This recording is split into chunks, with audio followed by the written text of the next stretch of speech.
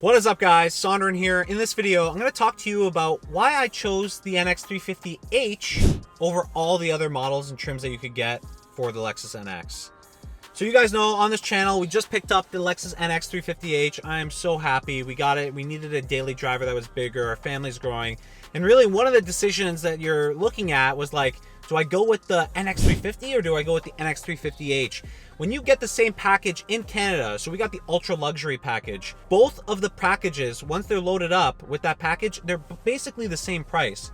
And so what we were looking at was like, okay, well, if the NX350H is the same price of the NX350, which one should we be getting? And really it came down to like, what are you looking for in the vehicle? And to be honest with you, I think the benefits and pros of going with the NX350H far outweigh the benefits that you get with the NX350. And let me explain. So look, we're looking to get this vehicle to go from point A to B, right? It's going to be a baby mobile, daily driver, whatever else you want to say. And so we thought about it. We're like, okay, the NX350H, what's that engine look like? And so the engine is, 240 horsepower, 4-cylinder engine, making about 167 pound-feet of torque, supported by electric motors in your battery. Now, fuel economy is the big thing that comes out of this, right? So what we're getting today, and we have about 2,400 kilometers on this vehicle, we're getting about 6.2 to 6.7 liters per 100 kilometers, which is great, right? In comparison with the NX350, you're getting at about 12 liters per 100 kilometers based on my testing when I had the NX350. I did a full review of that vehicle, and I'll make sure I link it in the card above. But so we thought, we're like, okay, well, it's a little bit more horsepower. The NX350 has 275 horsepower. We're at about 240 here. But to be honest with you, the 240 horsepower and 167 pound-feet of torque of this NX350H is actually underrated. It is underrated. So Lexus has already stated that their torque figures do not include the hybrid powertrain's capability to boost the engine's torque. And I know it does, because trust me, this engine is torquey. Like right now, if I put it down, here we go. That is more than 167 pound-feet of torque. And I've driven many cars. You guys know, if you follow me on this channel, I know what torque feels like. And this is definitely not 167 pound-feet of torque, especially because I was doing 60. I hit it there and it blew up, right? So I really think when you're looking at it, I thought, okay, so then what are the extras that you're getting with the NX350, right? You get hypothetically 30 more horsepower-ish. Okay, not even, like 25 more horsepower. And then torque, I would challenge that maybe the torque numbers are similar, or maybe the torque numbers on this 350H are higher, and I've driven both. And so, okay, so like, let's say it's negligible, right, in terms of power and torque.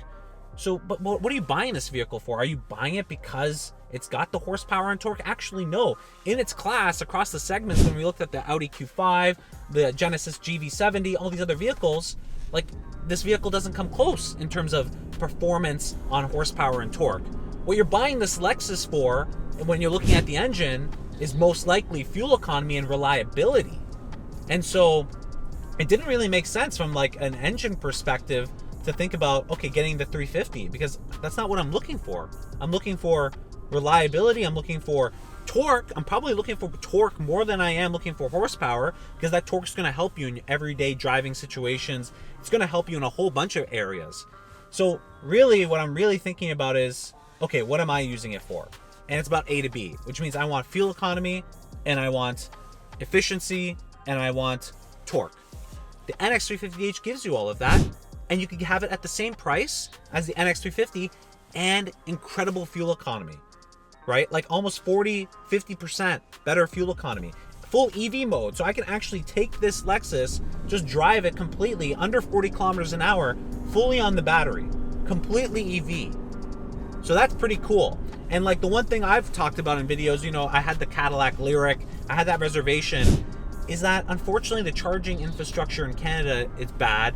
We experience Canadian winters, so you may lose 30 to 40% in the worst case scenarios of efficiency or your battery. And so the NX350H, this hybrid, it's like the best of both worlds. You get your internal combustion engine, which is awesomely reliable from Lexus, right? Nothing crazy, but reliable, which is why I've loved the Lexus IS250 and IS350 that I have, right? But on top of that, you get this incredible range now out of it in fuel economy. So I get great fuel economy, I get great reliability, and I get great low-end torque and power because of the battery, with kind of none of the major flaws with just one system or another. It's not like I'm picking just gas or picking full electric. I'm getting the best of both worlds. Now, I completely understand, yeah, Sonduren, that means you're going to have to maintain both systems in the vehicle. I absolutely get that. But I think that's a muted point when you have a Lexus powertrain. And again, both of my previous Lexuses, you guys know on the channel, 370,000 kilometers on one, 300,000 kilometers on the other. And what did they need? They needed basically just oil changes. And so nothing major required to keep these Lexuses up to shape to have, 500,000 kilometers. I would have no problem taking my IS or my Lexus across Canada. I couldn't say that for, let's say, my Audi R8, which, has just under 60,000 kilometers, but I still wouldn't put the Audi R8 through that at all. And so, quite honestly, and the fact that Lexus is charging the same base price for the NX350 and NX350H, I don't see why you would pick the NX350 unless you really, really wanted that F-Sport package, which you can only get with the adaptive suspension. You want the great looks of the F-Sport, but other than that, the performance and power is all the same. So even when you do get the F-Sport, it's not like a huge package that's going to really add to the sporty dynamics, at least in the powertrain component. So it's mainly an appearance package with some suspension tuning.